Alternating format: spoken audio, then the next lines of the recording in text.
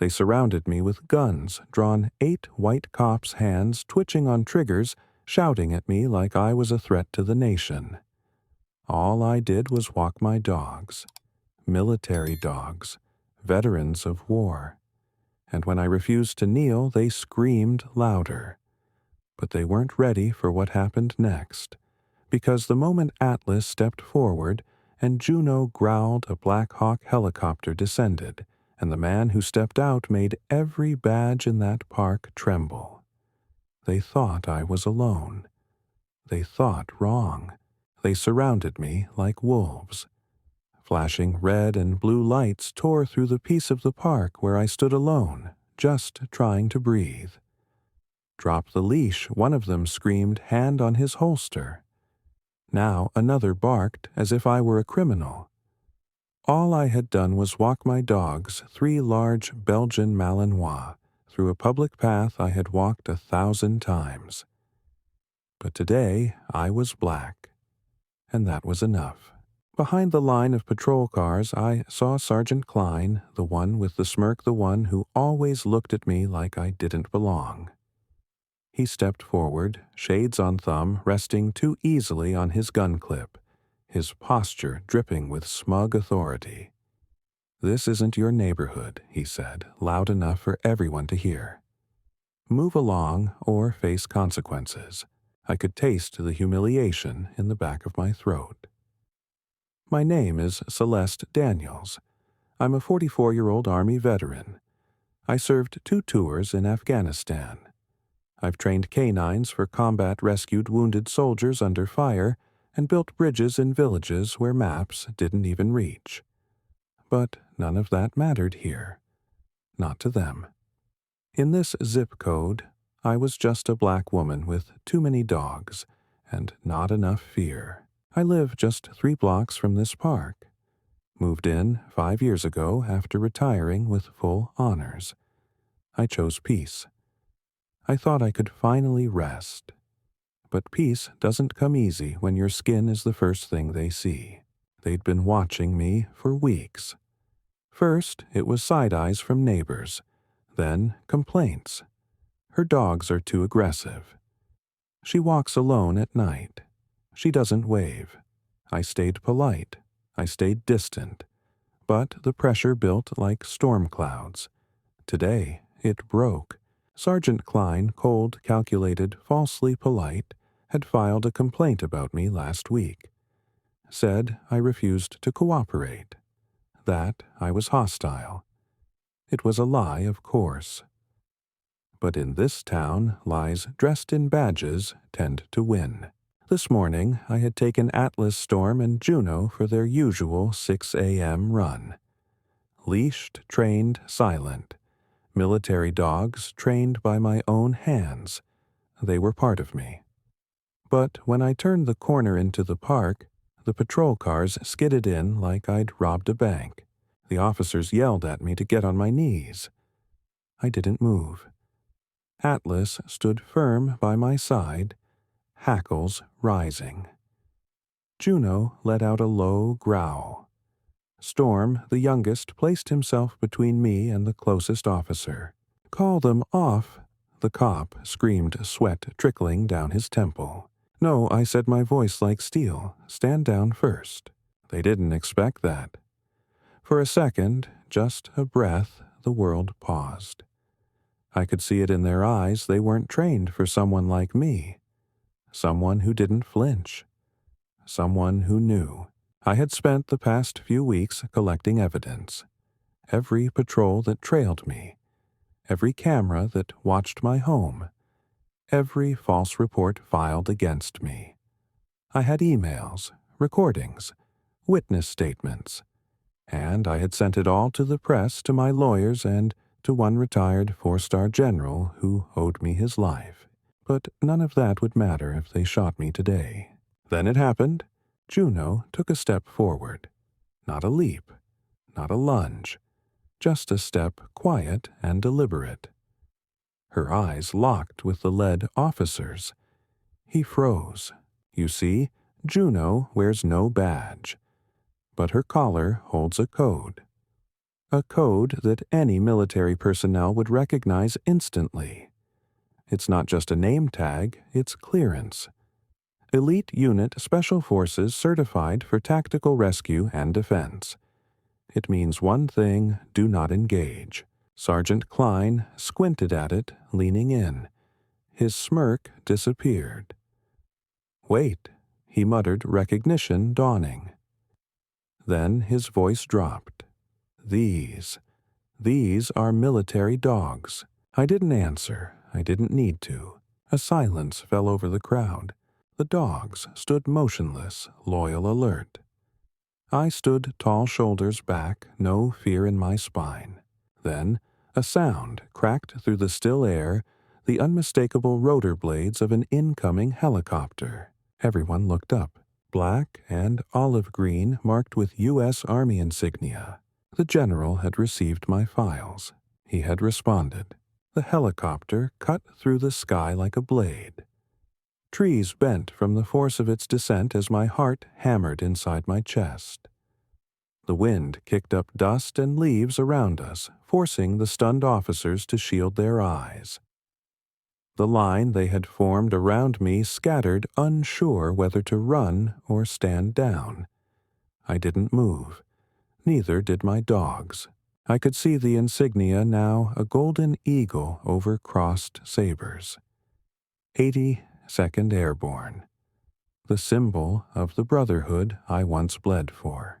The chopper landed in the clearing behind the park benches, its skids slamming into the grass with deliberate finality.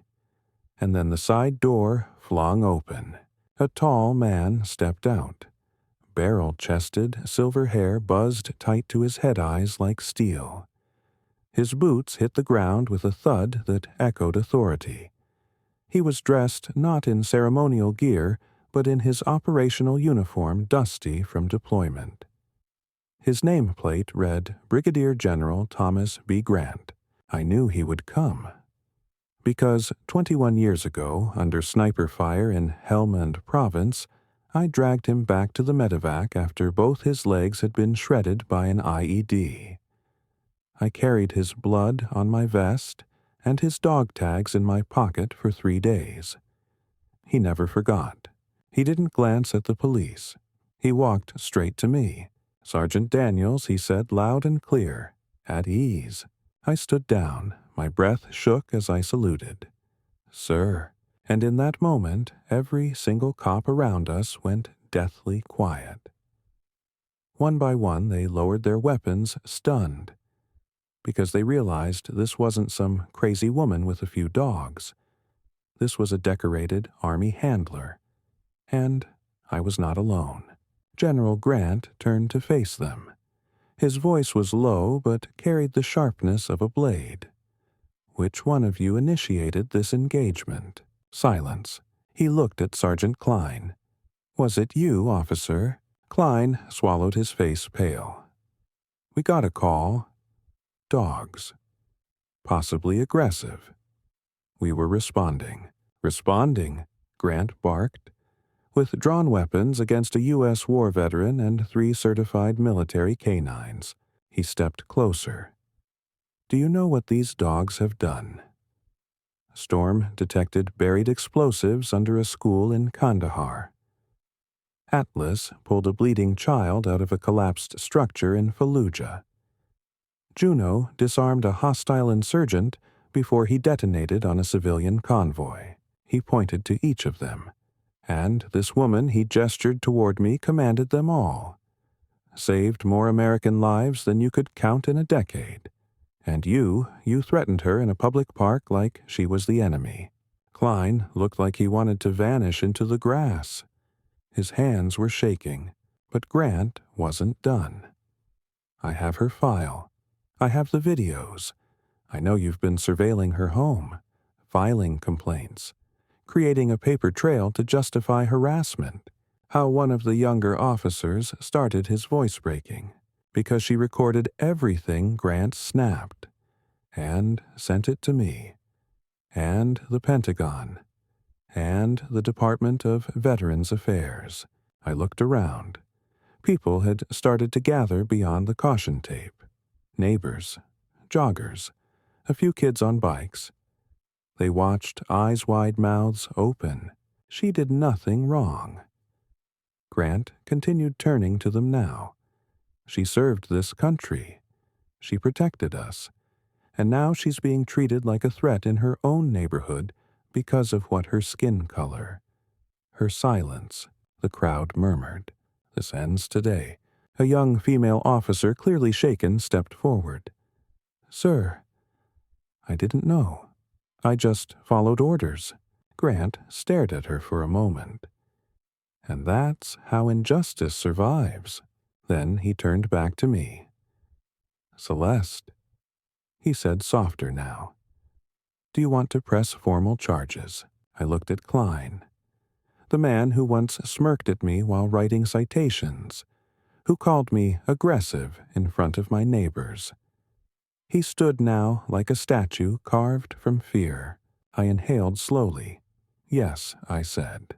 But not just him. General Grant nodded. Understood. He turned toward the chopper and motioned. 2 men emerged. Suits, earpieces, Department of Justice insignia on their belts. One of them carried a briefcase, the other a small tablet already displaying the first of many official complaints. A digital file labeled Civil Rights Violation Class Action Review. The officers looked at each other, panic spreading like fire. Klein's voice cracked. You can't do this. Watch me, the general said. The agents stepped forward and handed me the tablet. You just need to sign one, said. This begins the process. I held the stylus tight in my hand. For a moment I hesitated, not out of doubt, but out of disbelief that this day had finally arrived. Then I signed. The moment the stylus left the screen, it was like lightning struck. The justice agents turned to the police. Effective immediately, all officers involved are suspended. Pending investigation, one agent announced. Surrender your badges and weapons. Gasps echoed from the crowd. Klein turned red, then white. One by one, the officers placed their guns on the ground, unpinned their badges. The sound of metal hitting concrete was deafening. I looked down at my dogs. Juno's eyes were calm. Storm nudged my leg gently. Atlas sat like a silent sentinel. Let's go home, I whispered. And we walked, past the parked cars, past the fallen badges, past a town that had forgotten who I was until now. The wind off the helicopter's rotors felt like a second storm tearing through the park. Leaves whipped into the air, spiraling like the chaos in my chest. The dogs didn't move an inch. Atlas stood firm at my right side, his thick chest rising and falling with slow, deliberate breaths. Juno's eyes tracked the officer's unwavering, unblinking. Storm. My youngest lowered his body protectively in front of me, teeth barely showing but ready. And I stood tall, because something in my bones told me the world had just changed. The chopper landed with purpose, not hesitation. It didn't belong to the local authorities, it belonged to something higher. Emblazoned on its side was the insignia of the 82nd Airborne Division, an eagle with outstretched wings. Beneath it, the words I hadn't heard in years, but would never forget all the way. And then he stepped out. Brigadier General Thomas B. Grant, taller than memory, broader than before, yet somehow exactly the same. His presence was the kind that could still a battlefield. No salutes were exchanged. No protocols followed. Only purpose. He didn't look at the crowd, not at the cops, not at the press who had begun arriving.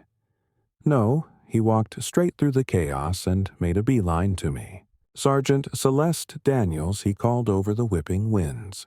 My heart caught in my throat. I hadn't heard my rank spoken with such reverence in over a decade. "Sir," I answered, snapping into a posture I thought I had left behind. At ease, he nodded. My breath trembled as I dropped my shoulders, but my eyes didn't leave his. He turned, finally acknowledging the others. "Who's in command here?" he asked, voice calm but laced with warning. Sergeant Klein stepped forward, though his eyes betrayed fear. "I am, sir." Grant tilted his head. "And what's the charge?" "Dogs off leash, public endangerment, suspicious behavior." Grant stared, then barked a laugh. "Endangerment, suspicion," he said, his tone turning sharp. "You're surrounded by 3 United States military K-9s, and their handler a Bronze Star recipient, and you draw down like she's a threat." Klein's face flushed. "We didn't know who she... You didn't care who she was." Grant cut him off. "That's the problem." Silence fell like a hammer. "You see that dog?" He pointed to Atlas. "That dog has over 15 confirmed combat tours, has sniffed out more than 30 IEDs, and saved a platoon from being wiped out in Helmand. And this woman." He looked back at me. "This woman carried me bleeding through enemy fire for 2 miles. I owe her my life." The crowd had grown. Civilians held up phones. Reporters scribbled notes. Somewhere, someone had gone live. Good. Now, Grant continued. "You've been surveilling her, harassing her, filing falsified reports. Tell me, Sergeant, when did it become policy to terrorize veterans?" Klein shifted his weight. "There were complaints. She was intimidating the neighborhood." "Oh, was she walking, breathing, existing?" Grant's voice turned ice cold. "Or was it just that she didn't look like the rest of you?" Murmurs rippled through the onlookers. Behind Grant, another figure emerged from the chopper, a woman in a sleek black suit. She walked with the authority of someone used to making people nervous. "Special Investigator Maya Hollis," she said, flashing her badge. "Office of the Inspector General. We've received troubling reports concerning your precinct. This is a formal federal intervention." The cops stiffened. One even whispered a prayer. "I've reviewed the evidence," she continued, producing a slim black tablet from her briefcase. "Recordings, emails, body cam data. Let me be clear, what we're dealing with is not a misunderstanding. It is targeted racial profiling, abuse of power, and harassment of a decorated war hero." Grant looked at me. "You sent everything, didn't you?" I nodded. "Every second. Every word. Every time they followed me home." "Good," he said, "because now they'll answer for it." Maya Hollis turned back to the officers. "All present officers are hereby relieved of duty effective immediately pending formal investigation. Surrender your weapons and badges." Klein opened his mouth. "You can't." "I can. And I have federal authorization to detain you for obstruction." The first badge dropped. Then another.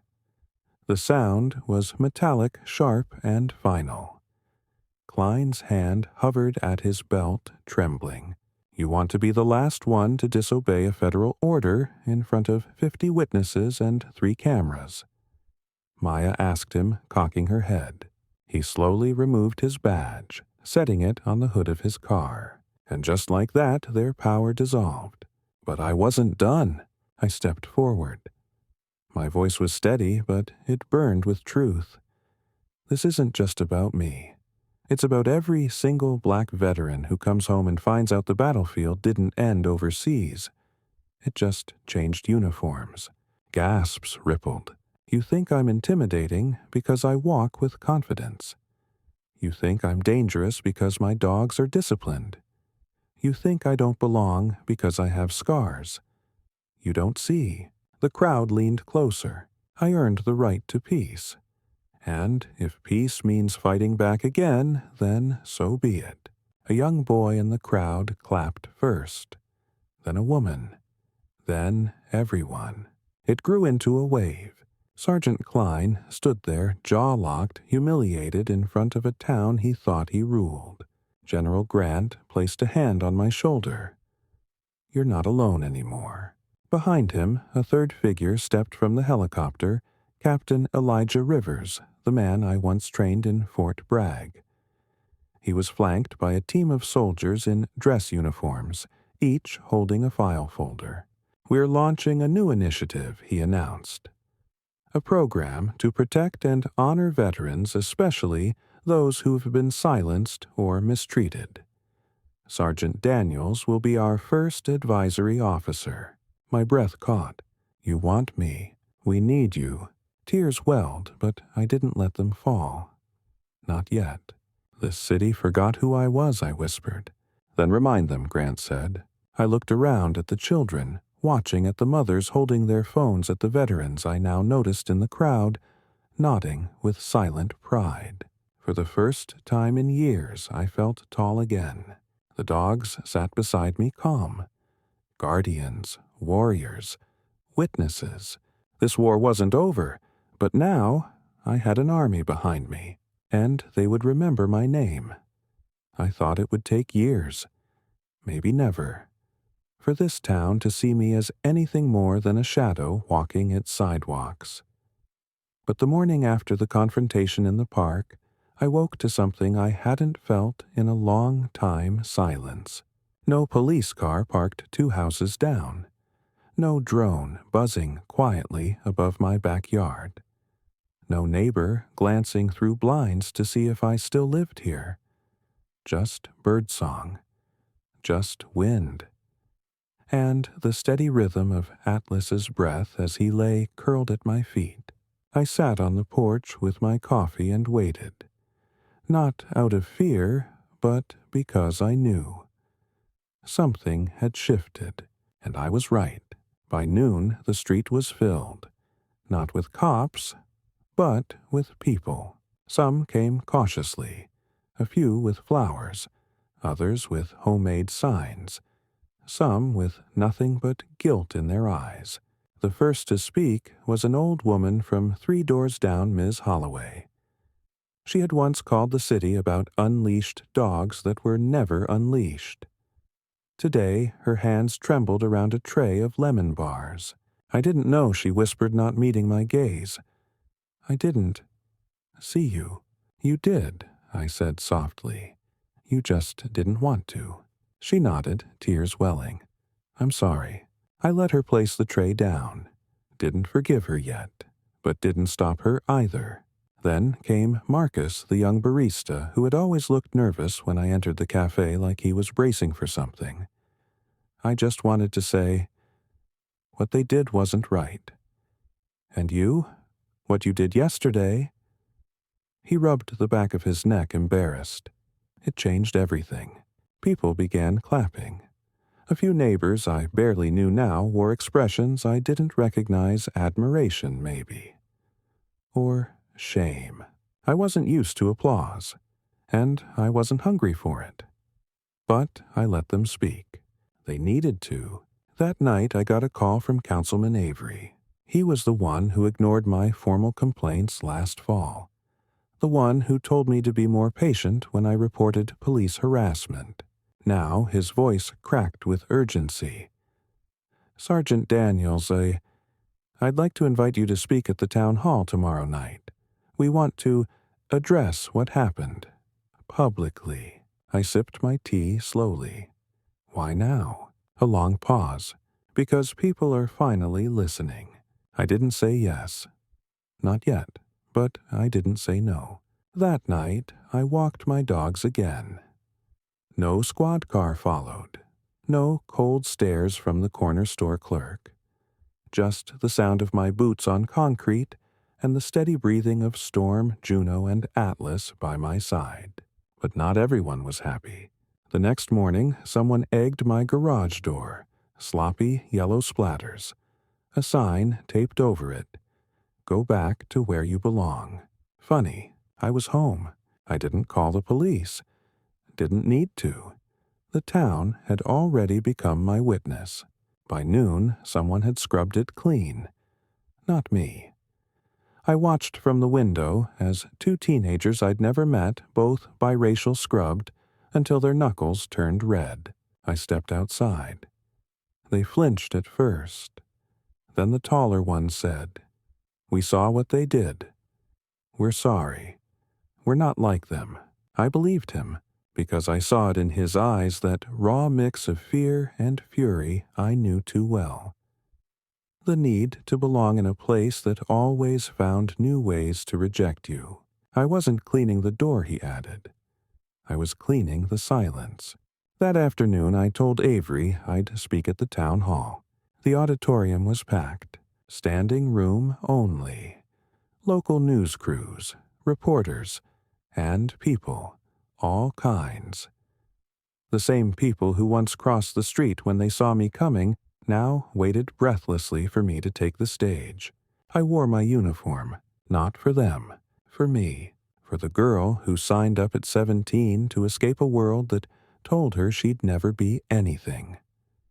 For the soldier who dragged bodies through burning rubble. For the handler who taught her dogs to find life beneath death. And for the woman who stood unarmed in a park and refused to kneel. The lights dimmed. The mayor gave a shallow introduction. I stepped up, and I spoke. I've lived in this town for 5 years.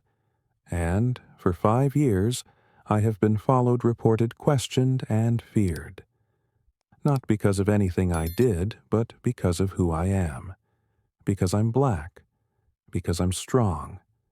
Because I refused to shrink myself to fit your comfort. Murmurs rippled through the crowd. I paused. Let it land. You saw my dogs and assumed danger. You saw my silence and assumed guilt. You saw my skin and assumed threat. But what you didn't see was my service, my sacrifice, my humanity. I told them about Helmond, about the kids I couldn't save, about the brothers I buried, about how I came home with medals and nightmares and found myself dodging suspicion like bullets. You wanted to know what I did to deserve this, I asked. I survived. Silence. Yesterday, a general came to defend me, but I've been defending myself for years, with dignity, with restraint, and now with truth. I looked into the crowd, faces lowered, some crying, others nodding. I'm not here for revenge, I said. I'm here for recognition, for reckoning, for rebuilding. Thunderous applause erupted. Not everyone clapped, but enough did. Afterwards, dozens came up, some with tears, others with shame, some just to say thank you. And somewhere in the back, I saw Sergeant Klein, no longer in uniform, flanked by federal observers unable to leave. He looked at me, and for the first time, I saw something unfamiliar in his eyes: regret, or maybe fear, or maybe the slow dawning realization that power can be revoked. I nodded once, not for him, for the message. That night I went home, sat on the porch with my dogs curled around me. Juno rested her chin on my boot. Storm dozed at my feet. Atlas kept watch always, and for the first time since coming home from war, I felt seen, not tolerated, not feared, seen. The war wasn't over. It never really is for people like me, but something had changed, and this time I wasn't fighting alone. It started with a knock, sharp, measured, like someone trained to knock without announcing fear. I opened the door to find Special Investigator Maya Hollis on my porch, dressed in a navy suit pressed to perfection. Her eyes, dark and focused, scanned me with precision, not judgment. A woman who had seen too much and still stood straight. Her badge gleamed, and in her hand was a leather-bound notebook filled with secrets. "I need your help," she said. I nodded and stepped aside. Atlas gave her a glance, then settled.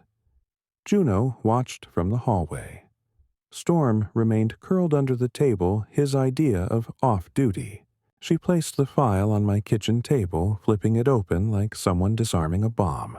"What you started," she said, "is bigger than anyone imagined." Inside were photos, names, copies of complaints, patterns that ran deeper than I had dared to hope or feared to admit. Not just me, but dozens. Black men stopped at grocery stores. Latina mothers pulled over without cause. Asian veterans questioned about property ownership. "This isn't about one officer," Maya continued. "It's systemic." I stared at the list. Some of the names I recognized. A retired Marine who had stopped waving back at me 3 years ago. A teacher who quit mid-semester. A boy who once played soccer in the field before his parents moved overnight. "They were pushed out," I whispered. She nodded. "Harassed until they left. Or broke." I clenched my jaw. "Not anymore." She flipped to another page. "There's a bigger problem. Internal affairs. They've buried this before." My hands curled into fists. "So, what do we do?" Maya met my eyes. "We burn it all down." The next few days moved like covert operations. Maya and I met quietly, always in different places. Coffee shops, library study rooms, even once in a veterinary clinic where no one questioned why I brought all 3 dogs in just to weigh them. She had access. I had names. Together, we traced a timeline of complaints stretching back 10 years. Many filed by minorities, most ignored. But there was one case, one I hadn't known. A boy, 17, unarmed, beaten during a stop and frisk 2 years ago. His name was Isaac Ward. "He didn't make it," Maya said softly. I froze. Hospital said cardiac arrest. But his mother kept records. She filed a civil suit. It disappeared. I swallowed hard. Disappeared. Judge dropped it. Officer Klein filed a counterclaim for defamation. The family lost everything. My stomach turned. Where are they now? Gone. Left the state. I looked at the grainy photo of a smiling boy with a saxophone in his hands, and I made a vow. By the end of the week, the federal inquiry was no longer secret. The DOJ task force released a public statement. Media swarmed City Hall.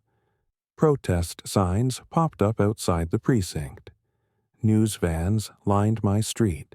And then the backlash began. Anonymous calls. Traitor. Dog woman. One night, someone left dead rats on my lawn. Another, they slashed my tires. The message was clear. Sit down. Shut up. Disappear. But I had learned something from combat. The louder the enemy screams, the closer they are to losing. So I got louder. I joined Maya in press briefings. I gave interviews. I visited families of victims. I sat in courtrooms. I led dog demonstrations in schools to teach kids about trust and discipline. I reminded them that they weren't powerless, just outnumbered for now. One morning I found an envelope taped to my door. No return address. Inside was a USB. I played it on my laptop and watched. Body cam footage. Sergeant Klein. 3 other officers. A traffic stop. A black father. A child crying in the back seat. And Klein's voice. "This your car? Or did you borrow it?" The father's reply was calm, controlled. "I bought it with my GI Bill bonus." Then the shouts, the dragging, the fist. My stomach turned. But it was the end of the video that broke something in me. The child, maybe 6 years old, screamed. He's a soldier. He's a soldier, like my grandpa. And still, they cuffed him. I handed the USB to Maya. Within 24 hours, federal warrants were issued. Klein disappeared, but not for long. 2 nights later, my security camera picked up a dark sedan slowing outside my house. No plates. A figure stepped out. Hooded. I watched from the shadows with Storm and Juno by my side. He didn't come to the door. He tossed a brick through my front window, then ran. Storm bolted first. Fast as lightning. I followed. The figure didn't get far, not with the trained dogs and combat boots behind him. I tackled him in the alley 2 blocks down. Hood came off. Clean. Face wild, sweating, unshaven. "You ruined me," he spat. "No," I said, breath-heaving. "You ruined yourself." "I served too," he shouted. "You wore the uniform," I said, voice ice. "But you never served anything but yourself." Maya arrived 10 minutes later. They took him in cuffs. This time there was no crowd to cheer him. Only silence. The trial date was set. 10 officers. 3 administrators. 1 judge. The entire city watched, as the courtroom filled with survivors living proof of the rot beneath the badge. I testified. So did a mother who lost her son. So did a teacher. A nurse. A 12-year-old boy who had been handcuffed for playing with a toy drone. Each story was a crack in the wall. And then came the collapse. Klein pled guilty to obstruction and civil rights violations. 3 others flipped and gave testimony. The judge was disbarred. And the city, this town that once watched me like I was a threat, stood and clapped. After the verdict, I walked out into the sunlight. And the entire park, the same one where it all began, had been renamed Daniels Field. A plaque stood tall in honor of Sergeant Celeste Daniels, and the fight for justice she refused to abandon. Atlas sat beside it. Juno licked a little girl's hand. Storm barked at a drone, then smiled when it flew off. Maya hugged me. "You did it." "No," I said. "We did. Because justice isn't the work of one soldier. It's the echo of many voices rising together." When I first moved to this town, the silence felt like peace. No sirens, no gunfire, no bombs in the distance or choppers overhead. Just trimmed lawns, porch lights, and the polite small talk of people who smiled with their mouths, but never their eyes. But now the silence was different. It was the silence of a storm broken. The kind that comes after truth has been shouted into the void and echoed back. And not everyone welcomed it. It started small. A city councilwoman who refused to attend meetings when I spoke. A PTA leader who sent out a passive-aggressive letter about keeping politics out of schools. A neighbor who once waved every morning now crossed the street with her coffee mug when she saw me. Even after the verdicts, the park renaming the news segments. Some people still believed I was the problem, that by demanding justice, I had disturbed the fragile lie they called order. And I understood it, because silence is comforting when it protects you. But I had learned silence is also complicit when it smothers someone else. So I didn't retreat. I got louder. The city asked me to help build a civilian oversight board for the police. They offered me a seat. I said no. I didn't want a seat. I wanted structure. I wanted transparency reform and accountability etched into policy, not just words on a stage. I wanted cameras in every squad car, public access to disciplinary records, community-elected review panels, and an anonymous hotline run by civilians, not cops. They hesitated. So I held a press conference. With survivors. With Maya Hollis. With kids in school uniforms who stood taller because they knew someone like them had finally been heard. The city folded in a week. But victory changes things. One night, as I walked home from a town meeting, I saw someone spray painting over the plaque in Daniels Field. They didn't see me coming. Storm did. He barked once, not in fear, but in command. The kid turned. Young, maybe 18, skinny, pale knuckles. He froze when he saw me. I wasn't, he began. I'm not calling the cops, I said. He blinked, confused. I took the can of paint from his hand. What's your name? Tyler, he muttered. Why? He shrugged. My uncle. He was a cop, lost his pension. Said it's your fault. I sat down on the bench. Atlas laid by my feet. Tyler, I said your uncle's actions were his own. If he did the right thing, he'd still be wearing the badge. He looked at the ground. I know what it's like to lose someone to the system, I continued. But it's not justice that took him down. It's silence. Years of it. You want to be angry. Be angry at that. He didn't answer. I handed him a rag. Help me clean this. And he did. That was the night I knew this fight wasn't just about policy. It was about hearts. Then came the invitation. National Valor Conference. Washington, D.C. keynote speaker Sergeant Celeste Daniels. I almost said no. I didn't fight for recognition. I fought to exist.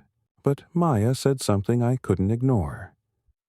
There's a black girl out there watching the news right now who's been told to shrink. Who's watching you stand. Show her she can stay standing. So I went. The conference hall was massive. Marble floors, spotlights.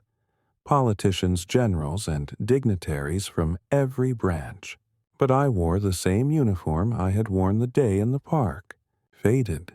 Real. Mine.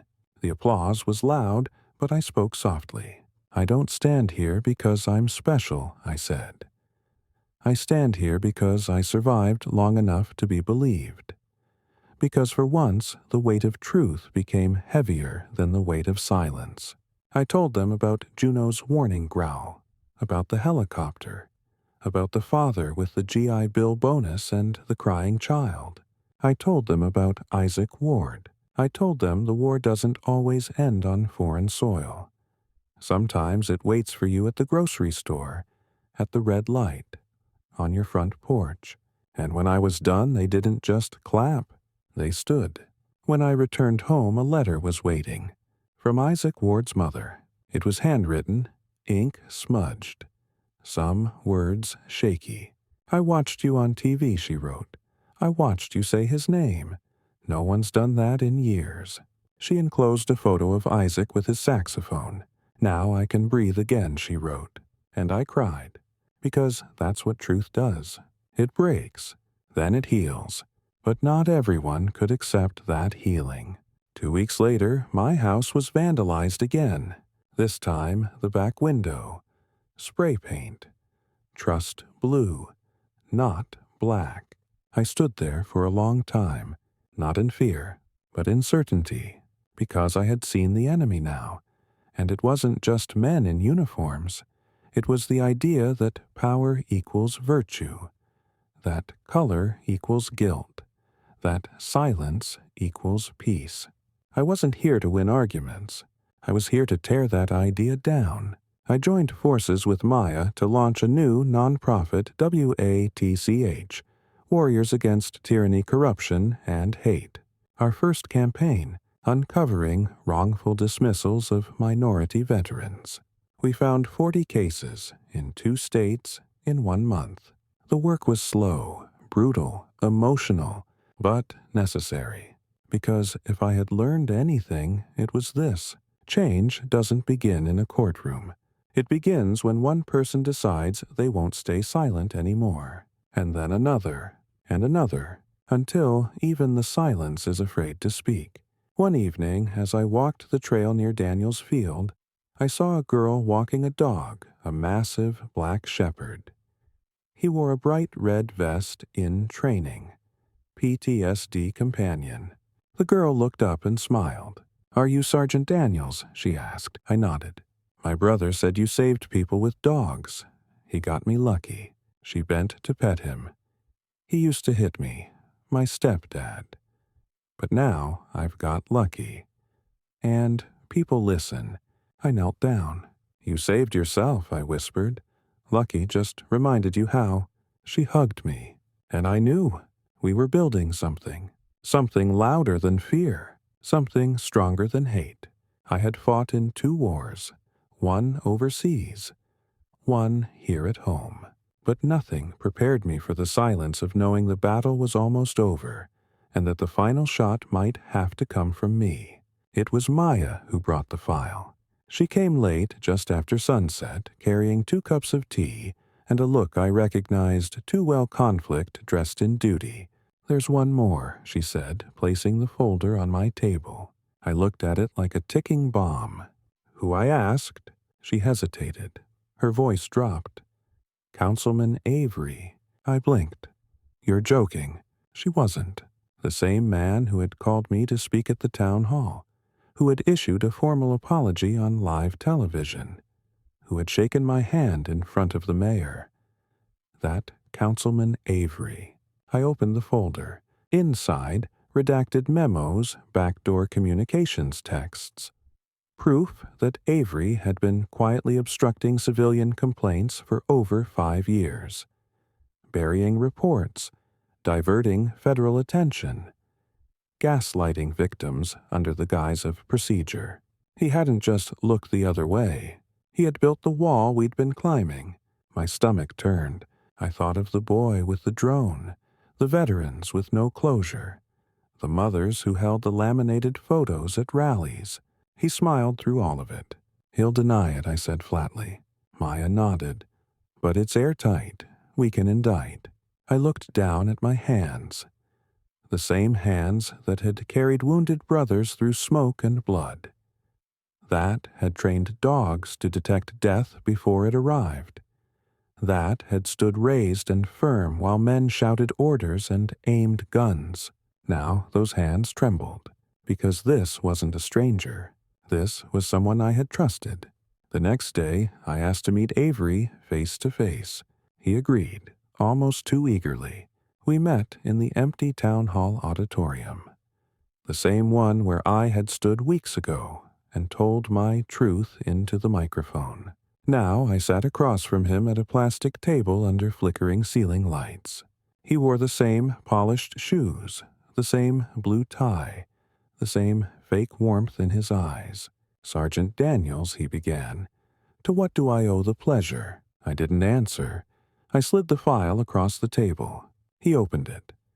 His face didn't change. Not a blink, not a flinch.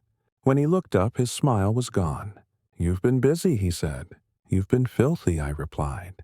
He exhaled through his nose. "You think this makes me the villain. You are the villain." He leaned forward. "I kept order. I kept the town from falling apart." "No," I said. "You just made sure the pieces that didn't fit got swept under the rug. You don't understand what it takes to manage power," he spat, "to keep everyone calm. You think it's easy to balance the races, the outrage, the fear." I stood up. "You didn't balance anything. You buried it. You stood on silence and called it peace." Avery's smile returned, but this time it was venom. "You'll bring this town to its knees," he warned. "If you take me down, you'll burn it all." "No," I said, walking away. "I'm just lighting the truth. If it burns, it was never stable to begin with." We went public 2 days later. Maya held the press conference. I stood beside her. "We have evidence," she said, "that Councilman Avery knowingly concealed misconduct, tampered with civilian complaints, and participated in a systematic effort to suppress justice for marginalized communities." The silence from the crowd was deafening. Avery wasn't arrested that day. He was removed. Unanimous vote. Even the mayor turned, and the crowd outside City Hall. The same one that once watched me with suspicion. This time, they chanted my name. But justice doesn't come without cost. The threats returned. More venomous, more precise. One morning, I found a message burned into my front lawn with gasoline. "Every tree that stands gets cut." Maya begged me to accept protection. "I have 3, I said, pointing to Atlas, Storm, and Juno. But it wasn't just about safety. It was about principle. I refused to hide. The next weekend we held a town vigil. For every name: Isaac Ward, James Lee, Maria Soto, Donovan Hughes. Over 20 names. Some who fled, some who died, all who had been ignored. Their photos hung across Daniel's field. Lanterns lit the ground. Families gathered. Teachers, clergy, students, veterans. And then I saw her, Isaac's mother. She walked up slowly in a long blue coat with eyes like waterlogged paper. She didn't speak at first. She just held my hand. I didn't get a courtroom, she said, but I got a witness. I squeezed her hand. You got a legacy. We released the lanterns together, and as they rose, I remembered something from war. Not every victory ends in fireworks. Sometimes it's just a mother breathing again. I went home that night, sat on my porch, and watched the sky. The stars were clearer than usual. Juno rested her head on my lap. Storm chased fireflies in the yard. Atlas sat like a statue, eyes forward, always guarding, always ready. I looked at my hands again. The same hands that once pulled a trigger now held peace. And I knew the fight was almost over, but not for good, just for now. The day I decided to step back wasn't loud. There was no press conference, no marching crowd, no new scandal breaking across screens, just the wind blowing softly through Daniel's field. The plaque still stood untouched since the day of its dedication. A mother and her son were sitting on the bench beside it. She was reading something from her phone. The boy, maybe 7 or 8, pointed at the bronze sculpture of Atlas and whispered, "That's a real hero, huh?" I stood beneath the oak tree nearby listening. No one noticed me, and that was exactly how I wanted it. A week earlier, I had sat in a panel before the Senate Committee on Civil Rights Reform, flanked by Maya Hollis and 3 other veterans who had all once stood in the shadow of silence. We were no longer shadows. Cameras rolled as I spoke. Justice isn't a finish line. It's not a moment, a headline, or a verdict. It's a responsibility. One we carry, pass on, and defend. Again and again. My dogs were trained to sense danger, but I trained myself to sense decency. That's harder to teach, and even harder to protect. They gave me a medal. They asked for a photo. I smiled politely, but my heart already knew it was time. I announced it privately to Maya first. "I'm not quitting," I told her. "I'm handing off." She didn't argue. She nodded. "You've built enough for others to keep building." We sat in silence on my porch. Storm snored at our feet. Juno licked at the coffee on Maya's cup. Atlas watched the road, always on duty, even now. "I want to train others," I said. "Not just dogs, people, kids, civilians, officers who still have a soul, veterans who don't know where to go. I want to build, not just resist." "You're not stepping down," she said softly. "You're stepping forward." And so I did. The following month, the city transferred ownership of the old municipal building on 5th Avenue to our nonprofit WATCH. It was abandoned, rusted, filled with cobwebs and broken tiles. But to me it was a barracks, a classroom, a second chance. We renovated it ourselves. The community showed up with paintbrushes and lumber. Kids who once crossed the street when I passed now held drills and ladders. A retired electrician donated his weekends. A woman who had once called the cops on my dogs brought lunch every Friday. People don't change overnight. But they do change. We named it the Ward Center after Isaac, the boy with the saxophone, the boy who never got his tomorrow. Inside, we built everything he should have had. Mentorship programs, legal aid clinics, PTSD therapy rooms, K-9 training classes for youth, a full community library run by volunteers. Every wall was covered in stories, not just of pain, but of survival, triumph, growth. One afternoon, as I was locking up, I heard a voice behind me, Sergeant Daniels. I turned to see a tall young man, maybe 25. Wide shoulders, clean cut, a familiar calm behind his eyes. "I'm David Ward," he said. Isaac was my cousin. We sat on the steps. He told me how Isaac's death had broken their family, how no one ever smiled at holidays again, how his aunt still left a plate out at dinner every night. "But watching what you did brought something back," he said. "Not just for her. For all of us." I handed him the spare key. "Want to teach a self-defense class?" He grinned. "Hell yeah." That night I returned home to my porch, and it hit me. The war I fought here had already spread its ripple. A reporter once asked me, "Do you think all of this, the arrests, the exposure, the resignations, do you think it was enough?" I didn't have the answer then, but now I did. No, it wasn't enough, because nothing ever is when it comes to justice. But it was a beginning. And sometimes beginnings are all we're meant to leave. Storm passed away the following spring. He was old, gentle until the very end.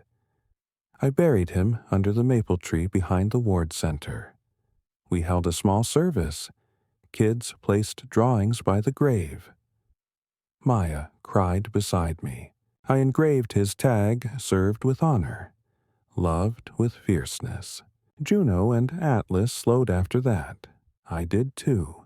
Time doesn't care who you were, but it does honor what you built. 2 years later, I received a letter. No return address. Inside was a photo, a white officer in uniform, kneeling in Daniel's field, training a puppy beside a little black boy with a crooked smile. On the back, your legacy. Thank you. I never found out who sent it. Didn't need to, because that's the thing about legacy. You don't always get to see where it lands, but if you built it right, it never stops growing. I still walk the trails, still sit on my porch, still wear the faded uniform on Veterans Day, but I no longer walk alone, because the silence no longer screams. It listens, it heals, it honors. And that's what we leave behind, not monuments, not medals, but a world that doesn't forget how hard we had to fight to make it decent. Sometimes the war doesn't end when the bullets stop. Sometimes the battlefield follows you home into your neighborhood, your grocery store, your skin. But justice isn't a moment. It's a choice. A choice to speak when it's safer to stay silent. A choice to stand when the world expects you to kneel. A choice to fight not for revenge, but for recognition. Celeste Daniels didn't ask to be a hero. She just wanted peace. But when injustice came barking at her door, she didn't back down. She stood taller, and the world finally listened. It's not in medals or monuments. It's in what you leave behind. The courage to confront hate. The wisdom to rebuild. The legacy of showing others that silence is not the same as peace, and that healing begins with truth. If this story moved you, hit that subscribe button. Drop a comment. What would you have done in Celeste's boots? Share this with someone who needs to know they're not alone. This channel exists to honor the unheard, the underestimated, and the unstoppable. Let's speak truth one story at a time. You've just watched racist cops surround black woman, but freeze when her military dogs step forward. Subscribe, like, comment, because the next chapter starts with you.